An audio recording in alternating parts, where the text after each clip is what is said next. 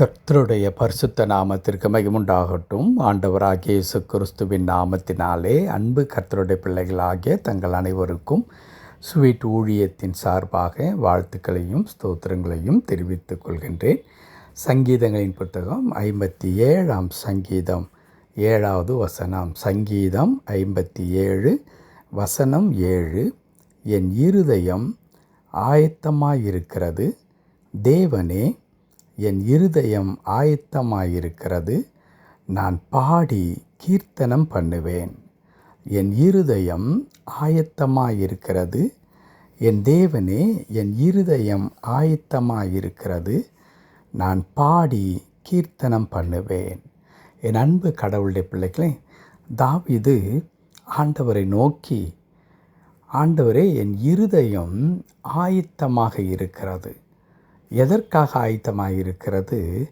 நான் பாடி உம்மை துதிக்கும்படி என் இருதயம் ஆயத்தமாக இருக்கிறது என்று குறிப்பிடுகின்றார். ஒருவேளை நாம் கூட கேட்கலாம், தாவீது மாத்திரமல்ல, இன்றைக்கு நானும் என் ஆண்டவரை எப்பொழுதும் துதித்து கொண்டிருக்கின்றேன். இன்றைக்கு புதிய புதிய பாடல்கள் வருகிறது. கடவுளுடைய தாசர்கள் அநேக பாடல்களை எழுதுகின்றார்கள். அந்த பாடல்களையெல்லாம் நான் பாடி நான் ஆண்டவரை துதிப்பதற்கு நானும் விருப்பமுள்ளவராக இருந்து ஒவ்வொரு நாளும் கடவுளை நான் துதித்து கொண்டிருக்கின்றேன்.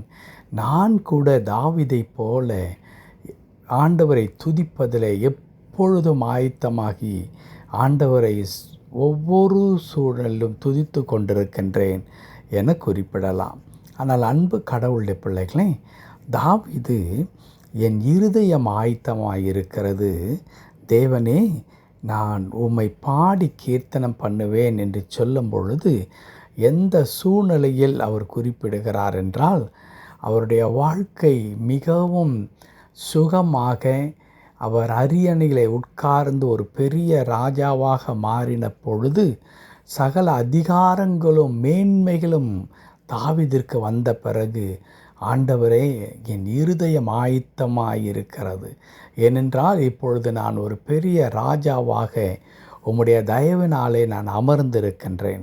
எனக்கு எல்லா அதிகாரங்கள் வந்துவிட்டது, செல்வம் வந்துவிட்டது, செல்வாக்கு வந்துவிட்டது.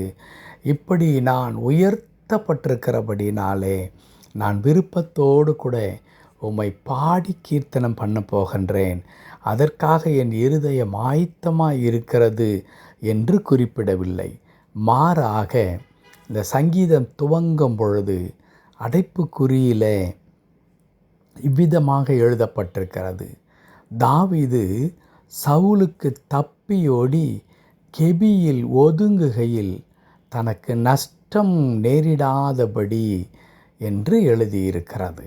என் அன்பு கடவுளுடைய பிள்ளைகளே, தாவீது ஆண்டவரே என் இருதயம் உம்மை பாடி கீர்த்தனம் பண்ணுவதற்கு ஆயத்தமாயிருக்கிறது என்று எந்த சூழ்நிலையில் சொல்லுகிறார் என்றால், சவுலின் கைக்கு தப்பி ஓடி கெபியிலே அவன் போய் பதுங்கிக் கொள்கையில் என்று எழுதியிருக்கிறது. எவ்வளவு பெரிய பயங்கரமான ஒரு சூழ்நிலையில் தாவீது அந்த நேரத்தில் இருந்திருக்கின்றார்.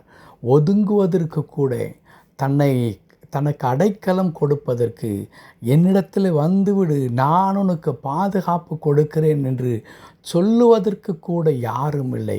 ஆகவே அவர் வனாந்தரத்தில் அல்லது காடுகளுக்குள்ளாய் மலைகளுக்குள்ளாக ஓடி அங்கே இருக்கிற கெபிகளிலே குகைகளிலே அவர் தன்னை ஒளித்து கொள்ளுகின்றார். ஏன்?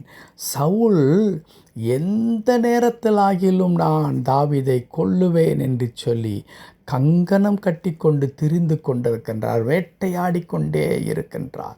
ஒரு மிருகத்தை வேட்டையாடுவதைப் போல தாவீதை அழிக்கும்படிக்கு அவர் வேட்டையாடி கொண்டிருக்கிற சூழ்நிலையில் தன்னை எப்படியாகிலும் காப்பாற்றி கொள்ள வேண்டும் என்பதற்காக அவர் கெபியிலே போய் மறைந்து கொள்ளும் பொழுது அவர் சொல்லுகின்றார், என் ஆண்டவரே என் இருதயம் ஆயத்தமாயிருக்கிறது, நான் உம்மை பாடி கீர்த்தனம் பண்ணுவேன் என்று சொல்லி. அன்பு கடவுளுடைய பிள்ளைகளே, இன்றைக்கு நாம் ஆண்டவரை துதிக்கிறோம். நான் ஏற்கனவே குறிப்பிட்ட வண்ணமாக அநேக பாடல்கள் இன்றைக்கு வந்து கொண்டே இருக்கிறது. அந்த பாடல்களையெல்லாம் பாடி நாம் ஆண்டவரை துதிக்கின்றோம். அதில் எந்த தவறும் இல்லை. ஆனால் கடவுளை எல்லாமே நமக்கு அனுகூலமாக இருக்கும் பொழுது துதிக்கின்ற அந்த துதியை காட்டிலும் தாவீதனுடைய அந்த சூழ்நிலையை பாருங்களேன். உயிர் பிழைப்பதற்கு எந்த விதமான சாத்தியக்கூறுகள் இல்லாத ஒரு நிலைமையில் அவர் ஓடி கெபியிலே ஒளிந்து கொள்ளுகிற நிலையில் சொல்லுகின்றார், ஆண்டவரை, என் சூழ்நிலைகள் எதுவாக என்றாலும் இருக்கட்டும், அடுத்த நிமிடம் என்ன நடக்கப் போகிறது என்று எனக்கு தெரியாமல் கூட இருக்கட்டும், ஆனால் என் வாயிலிருந்து உம்மை கீர்த்தனம் பண்ணுகின்ற பாடல்கள் வருமே தவிர ஒரு நாளும் நான் முறுமுறுக்க மாட்டேன். ஆண்டவரே, ஏன் என்னை இப்படி வைத்திருக்கிறது என்று ஒரு நாளும் நான் புலம்ப மாட்டேன். மாறாக என் இருதயம் ஆயத்தமாய் இருக்கிறது உம்மை துதிப்பதற்காக என்று சொல்லுகின்றார். புதிய ஏற்பாட்டிலே கூட நாம் அதை வாசிக்கின்றோம். பவுலும் சீலாவும் அங்கே கடவுளை துதித்து பாடுகிறார்கள். என் அன்பு கடவுளுடைய பிள்ளைகளே, எவ்வளோ அற்புதமான ஒரு அனுபவத்தை எவ்வளோ அற்புதமான ஒரு அனுபவத்தை நாம் பார்க்கின்றோம். கர்த்தருடைய பிள்ளைகள் எல்லா சூழ்நிலைகளிலும் ஆண்டவரை துதிக்கின்றவர்களாக இருந்திருக்கின்றார்கள். கடினமான, அதுவும் குறிப்பாக கடினமான சூழ்நிலைகளுக்குள்ளாக போகும் பொழுது கடவுளை துதித்தார்கள் என்று சொல்லி பார்க்கின்றோம். ஆம், ஒவ்வொரு நாளும் அப்படி நீங்களும் நானும் கடவுளை துதிக்கின்ற பிள்ளைகளாக இருக்க வேண்டும்.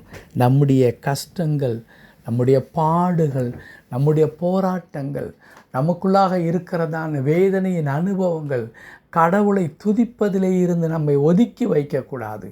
மாறாக நாம் நெருக்கப்படும் பொழுது, பாடுகளுக்குள்ளாய் கடந்து சென்று கொண்டிருக்கும் பொழுது நம்முடைய வாயிலே ஆண்டவரை பாடுகின்ற, துதிக்கின்ற அந்த துதி வர வேண்டும். அப்படி துதிக்கும் பொழுது நம்முடைய வாழ்க்கையில் இருக்கிற எல்லா விதமான தடை சுவர்கள், பாடுகள், போராட்டங்கள் எல்லாம் நிர்மூலமாகி கடவுள் நம்மை விடுவிக்கிறவராக இருப்பார். தாவீது அப்படிப்பட்டதான பாடு நிறைந்த சூழ்நிலையில் ஜெபித்தார். ஆண்டவரை நோக்கி பாடல்களினாலே அவர் துதித்து கொண்டு இருந்தார். ரிசல்ட் என்ன தெரியுமா அன்பு கடவுளுடைய பிள்ளைகளே? தாவீதை நிர்மூலமாக்க நினைத்தவர்கள் எல்லாம் நிர்மூலமாகி போனார்கள். ஆனால் தாவீதோ ஒரு வெற்றி நிறைந்த ஒரு வாழ்க்கையை அவர் வாழ்ந்தார். தாவீதின் வாழ்க்கையில் கடவுள் என்னவெல்லாம் சொல்லி இருந்தாரோ அவை அனைத்தையும் ஒரு வார்த்தை கூட பிசகாமல் கடவுள் செய்து முடித்தார். ஆம், நாமும் அப்படி எந்த சூழ்நிலையிலும் ஆண்டவரை துதிக்கின்ற மக்களாக நாம் இருப்போமானால் கடவுள் நமக்கென்று வைத்திருக்கின்ற அந்த திட்டத்தில் ஒன்று கூட மாறி போகாதபடிக்கு ஆண்டவர் பரிபூர்ணமாய் நம்மை ஆசீர்வதிப்பார்.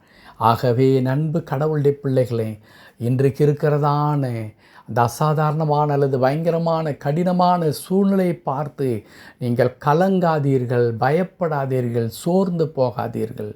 துதித்து கொண்டே இருங்கள். மலைகள் விலகி போவதை நீங்கள் பார்ப்பீர்கள், அற்புதம் நடப்பதை பார்ப்பீர்கள். கடவுள் தாமே அந்த வார்த்தையின்படியே நாம் ஒவ்வொருடைய வாழ்க்கையிலும் தம்முடைய வல்லமையை விளங்கச் செய்து நம்முடைய துதி ஸ்தோத்திரங்களை அங்கீகரித்து நம்முடைய வாழ்க்கையில் அவர் செய்ய தீர்மானித்தவைகளை ஏற்ற நேரத்திலே செய்து முடிப்பாராக. ஆமென், ஆமென்.